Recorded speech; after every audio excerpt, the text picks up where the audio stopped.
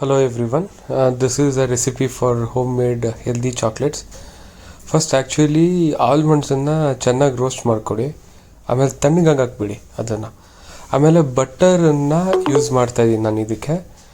ಬಟರನ್ನು ಸ್ವಲ್ಪ ಅಂದರೆ ಡೈರೆಕ್ಟ್ ಫ್ಲೇಮಿಗೆ ಇಟ್ಬಿಟ್ಟು ಕಾಯ್ಸೋಕೆ ಹೋಗ್ಬೇಡಿ.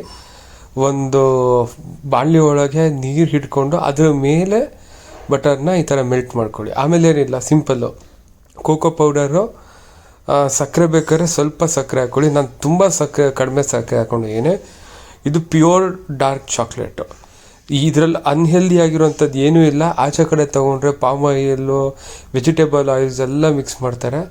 ಇದರಲ್ಲಿ ಆ ಥರದ್ದು ಏನೂ ಇಲ್ಲ. ಲಾಸ್ಟಲ್ಲಿ ಈ ಥರ ಒಂದು ಡಬ್ಬ ಏನಾದ್ರು ಸಿಕ್ಕಿದ್ರೆ ಅದರಲ್ಲಿ ಹಾಕ್ಕೊಂಡು ಸುಮ್ಮನೆ ಒಂದು ಮೌಲ್ಡ್ ಥರ ಮಾಡ್ಕೊಳ್ಳಿ.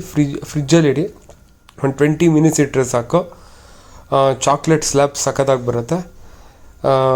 ಇದು home made healthy dark chocolate. ಈ ಥರದ್ದು ಏನಾದ್ರು ನಿಮಗೆ ಬೇಕು ಅನ್ನೋದಿದ್ದರೆ ನಾನು ಡಿಸ್ಕ್ರಿಪ್ಷನಲ್ಲಿ ಮತ್ತು ವೀಡಿಯೋಲಿ ಕಾಂಟ್ಯಾಕ್ಟ್ ನಂಬರ್ ಹಾಕಿದ್ದೀನಿ, ದಯವಿಟ್ಟು